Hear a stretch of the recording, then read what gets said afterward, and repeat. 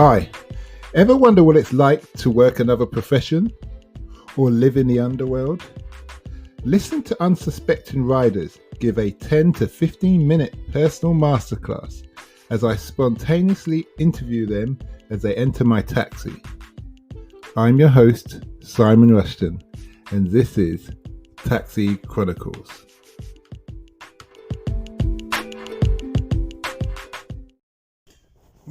Morning. Yes, we're back with another episode, another lovely rider. Today we've got Jasmine in the car. Yes, Jasmine, all the way from East London, and she's going to tell us about her career and what she does and why she got into it. So nice to have you here today, Jasmine. Yeah, nice to be here. So tell me, what is it that you do? So I work at Arup as an inclusive design consultant. So I started there as a graduate about 18 months ago, and sort of last month was promoted up to like the next grade, so I'm no longer a graduate. So I really enjoy it. Yeah. What does an inclusive design person do? So we sort of focus on the built environment, and we sort of make the sort of built environment more inclusive so that a range of people can use the environments that we design. So sort of considering different protective characteristics such as sort of disability, neurodiversity, race, religion, sort of making sure that all of these are encompassed in the spaces that we design, and sort of just making sure that everyone can use the spaces sort of safely and equitably as well.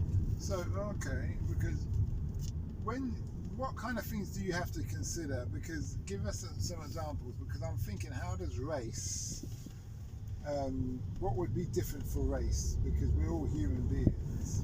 No, definitely. So we've been doing some work sort of recently looking at how we can make sort of cycling more inclusive, and the same, we've recently started a research project at looking at how we can make walking more inclusive as well. And for example, when we look at sort of cycling, if you think of like a cyclist, particularly in your sort of cities and towns, you think of like a middle-aged sort of Caucasian man.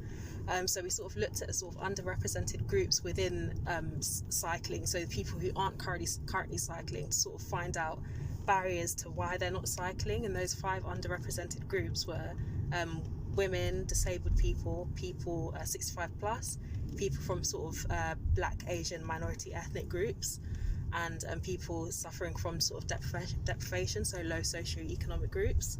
And it is important to sort of look at things like race and ethnic minority groups, because if you look at sort of policymakers within the UK, there is some diversity in sort of, you know, like in policy making, but is not the amount that is there as the sort of general population. So if you think about the people who are making policy, those policies are then used to design the spaces that we're in.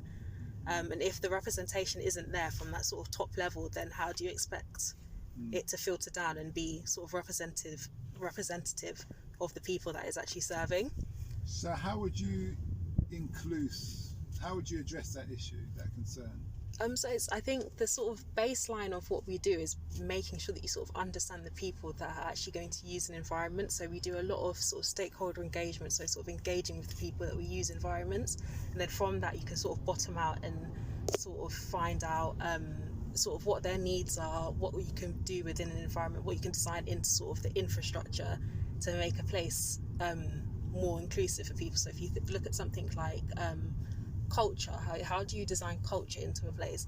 So if you know that there's going to be a high percentage of people who may not have English as their first language, you sort of use sort of signage in your wayfinding and not just using sort of text, and things like that can help people who do have English as a first language but may not have like sort of good sort of literacy skills, and those sort of things as well. So okay.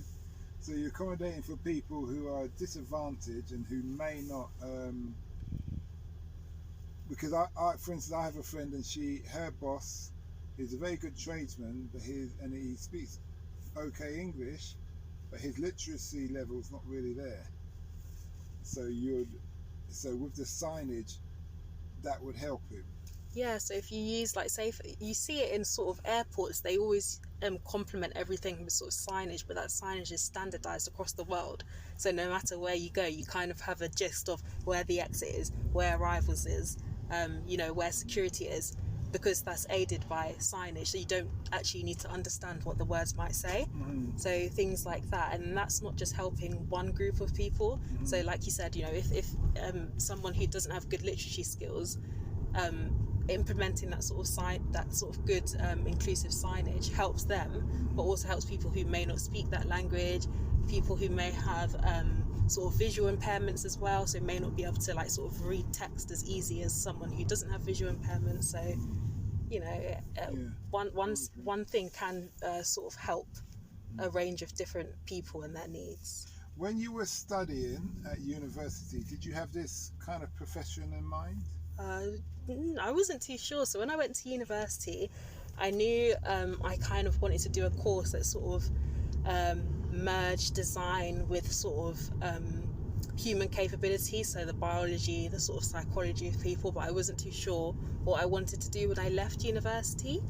I did like a year in industry, and that was working at a pharmaceutical company, so like a generics pharmaceutical company, working on the sort of usability and the human factors of their medical devices, so things like inhalers, injectors that people use for like delivering insulin and that sort of thing, and sort of looking at how those could be made sort of user friendly, and sort of all of the sort of work that needs to be done to actually get something through like the approval process with like the FDA or like the EMA.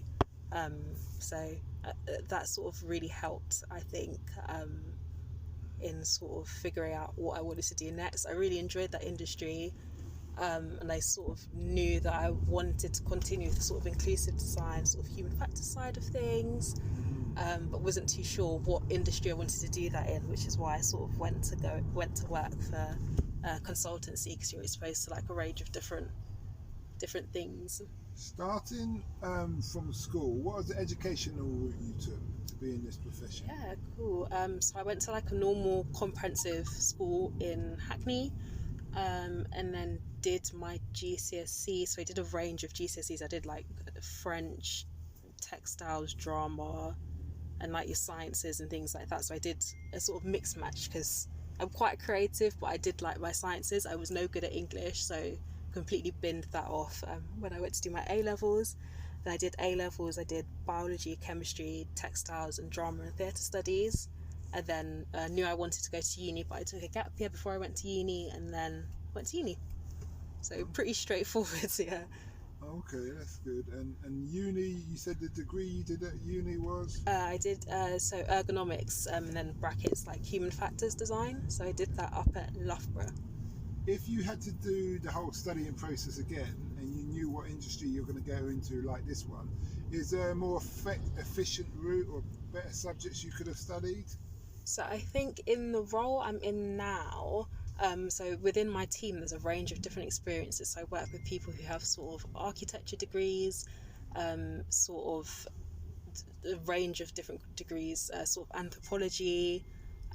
One of our like recent graduates, I think, actually did like biomedical engineering or something like that. So there's a real range in my team. So I guess that sort of shows that your degree is important, but you can sort of tailor that for your interests, and certain jobs don't require you to have a specific degree in XYZ.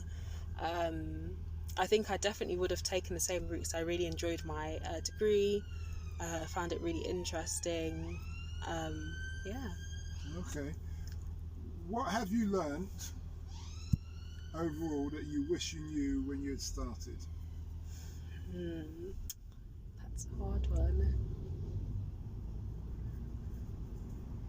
Oh, I'm not sure.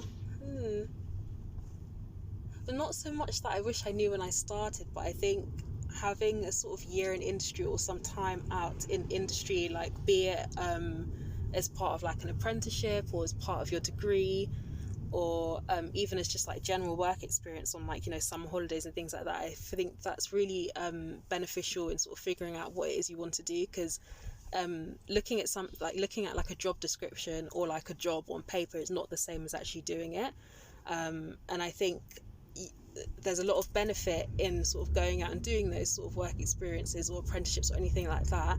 Even if you don't end up enjoying that, you know then that you don't enjoy that sort of field of work, and then you can then use that to sort of do like a gap analysis of what you didn't enjoy about that, what you did enjoy about it, and then sort of use that to tailor where you want to go next. Yeah, based on your personal personality. Yeah. That brings to mind this question. Would you sorry, it's slipping. What's kind of personality or characteristics would you say someone needs to have to do your job? I think you need to be like, I think you need to like sort of, what's the best way to put it? Not try and think that you know everything that everyone wants. That's so linking back to that sort of stakeholder engagement work that I spoke about a bit earlier. It's really important to understand the needs of people, but not just from your sort of preconception, sort of hearing it firsthand from those users, I think is really important. And I think that is sort of the baseline of everything that we do. Really just wanting to improve things for people as well. I know it sounds really cheesy, but it is about making things sort of easier for people and helping people be able to sort of navigate spaces, feel comfortable in spaces. And if we like look around us, like infrastructure, the built environment it's such a big part of like, you know, cities and towns. Everything that we do, you're sort of interacting with something built. And if you can't access those sort of facilities, then you're very excluded from society. And in terms of sort of quality of life as well. So it's all of these little things may not seem like much when you're sort of looking at a drawing and asking architects to change things and make it more inclusive, but in the grand scheme of things it can like really improve someone's quality of life and their sort of access to facilities as well. So you need to be a people person. Definitely, and not offend people, because if you're asking an architect, from my experience, to change things, they can take that as a real slight to say their work is not good enough. No, definitely. So I think it's all about how you word things. So we look at like a lot of sort of codes and like regulations in the work that we do, but we always try to push for like sort of best practice as well. So going sort of above and beyond code requirements.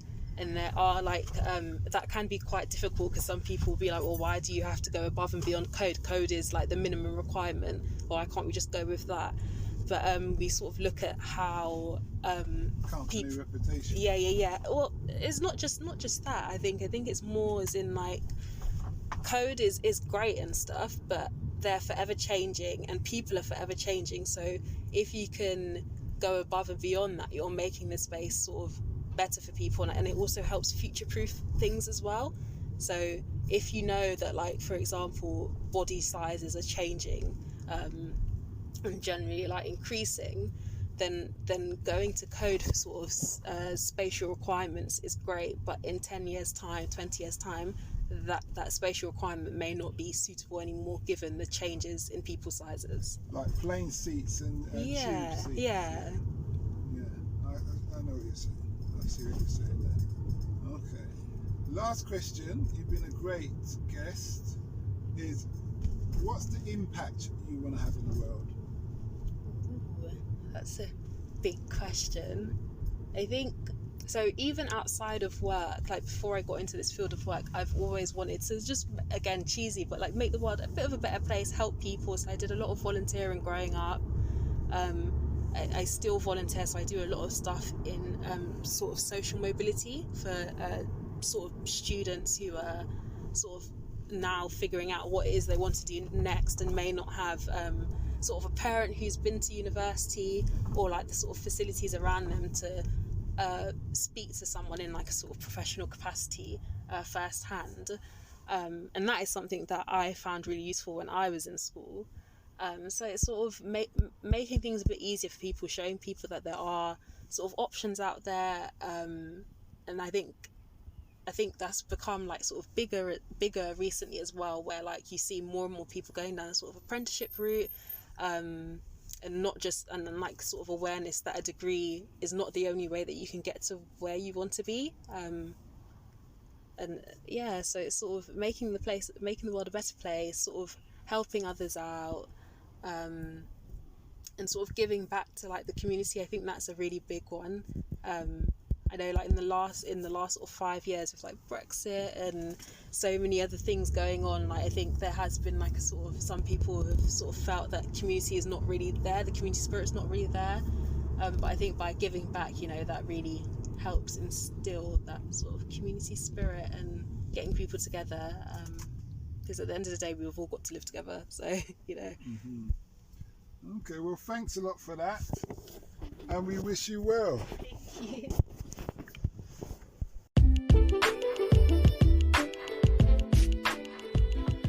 We hope you liked that interview. Don't forget to like, share and subscribe to get the latest daily episode. Ever considered investing in the continent with the fastest growing economy and population on Earth? The same continent that holds 30% of the world's known natural resources? Then listen to our sister podcast, Africa Investor Stories, where you will hear real investors with real stories from around the world share their experience of investing in Africa. We post Monday and Thursday at 10 a.m.